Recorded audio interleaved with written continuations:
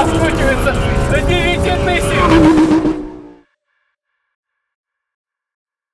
Надо ведь еще успеть что-то наговорить. Мы на Moscow Raceway тестируем Huracan Eva и, как говорят в Lamborghini, к сожалению, приходится слушать инструктора. Я вас обманул, не старт финишная, а задняя прямая. Да-да, люди из Lambo выпустили нас на трек вместе с инструктором.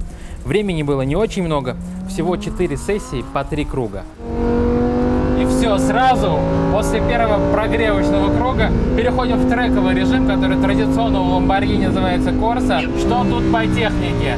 Надо сказать, что двигатель здесь совершенно не тот, который стоял на обычном Huracan, но при этом он уже применялся на Huracan Performante. И здесь 640 лошадиных сил, 600 с лишним ньютон-метров момента.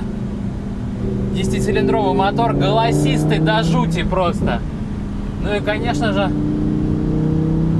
тяга размазана практически по всему диапазону. Уже 60% крутящего момента доступно с 1000 оборотов, а пиковый, в общем-то, появляется под педалью уже с 3000, поэтому я не могу представить ситуацию ни в одной из возможных дорожных ситуаций, когда тяги не хватит. Боже мой, он раскручивается до 9000. Начинаем тормозить. Тормозит машина великолепно. Боже, как он звучит в режиме Corsa, просто сносит башню. Особенно под сброс передачи. Лютая машина. Нет слов. Честно, нет слов. Я впервые вот теряюсь и не знаю, что сказать. Ну, во-первых, потому что ты невероятно увлечен процессом управления автомобилем. А во-вторых, сложно передать то, что сейчас чувствуешь, потому что, безусловно, есть машины побыстрее. И даже японские. От массовых брендов. Но те ощущения, которые дарит этот автомобиль, их невозможно сравнить. Совершенно невозможно. Я имел опыт езды на Lamborghini Gallardo Superleggera. Там машина была практически гоночным автомобилем, homologированным для дорог общего пользования. В ситуации с Huracan это все-таки перформанта, а эта машина, хоть и позаимствовала у нее двигатель, но все-таки довольно-таки гражданская и местами, ну, не то чтобы мягкая, но все-таки такая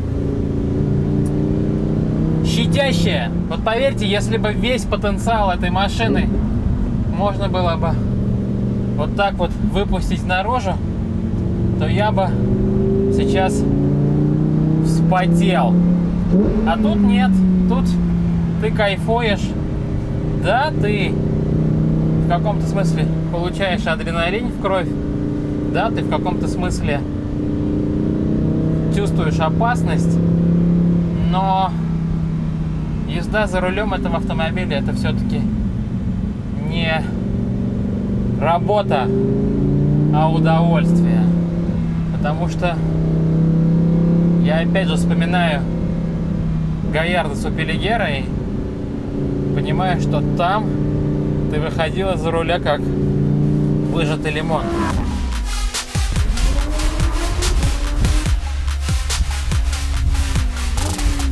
Ну что, еще одна коротенькая сессия. Снова 3 круга. Обмен позициями и еще 3 круга. Всего 6 кругов. Первый прогревочный, потом быстрый, ну и потом охлаждающий. И снова впереди машина инструктора. Не дает нам люди из Lamborghini разгуляться. Оно и понятно. 16,5 миллионов стартовая цена Huracan Eva.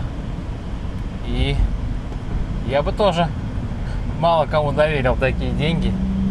Особенно с учетом того, что машина умеет. Но знаете, что удивительно? Вот мы сейчас едем в режиме Strada, это что-то вроде комфортного режима, да? И вот в таком режиме автомобиль очень рано переключается на передачу повыше. Вот я сейчас выхожу с поворота, а он уже сразу включает шестую. Хотя, в принципе, у робота всего 7 передач. Неужели он не понимает, что при таком угле поворота колес мне нужна будет тяга на выходе? Да, хорошо, я не еду в трековом режиме, он не может понять, что я на треке, но неужели на выходе с поворота можно выходить на 6-й? С другой стороны, сделано это, быть может, для того, чтобы машина могла укладываться вот в эти современные жесткие нормы по безопасности. Уже загорелся датчик давления в шинах, но, поверьте, это не глюк. Действительно, шины греются, воздух не расширяется, и, соответственно, здесь начинают стравливать давление, поэтому появляется разница в давлении между колесами, даже минимальная, и датчики начинают предупреждать об этом. Ну что ж, уже пошли на второй круг, и я перехожу в режим Corsa. Вот в режиме Corsa можно ехать, переключаясь вручную, и здесь-то как раз классно получается, потому что можно раскручивать мотор. Вот я переключаюсь сейчас на 8 с лишним тысячах, и каждое переключение — это удар под спину, просто невероятно. Будто мне молотком бьют по шейным позвонкам. Huracan Evo получил не только более мощный мотор, но и полноуправляемое шасси с задними поворотными колесами. А еще здесь управляемый вектор тяги, который может перераспределять момент не только между осями, но и между колесами. Вот, кстати, про этот управляемый вектор тяги, который может распределять момент не только между осями, но и между колесами, да, когда может идти перераспределение тяги, чтобы лучше вписываться в поворот. Вот когда вы переходите из режима страда, из комфортного режима, в режим Corsa, в трековый, в общем-то общий баланс шасси не меняется. Но что удивительно, вот в промежуточном режиме спорт, где стабилизация все-таки строга, не так расслаблена, как в Корсе, машина становится действительно вертлявее. Она больше любит заносить заднюю ось. Уж не знаю, с чем это связано, но у нее появляется абсолютно ощутимая склонность к заносу. То есть он вроде бы дает вам дрифтить.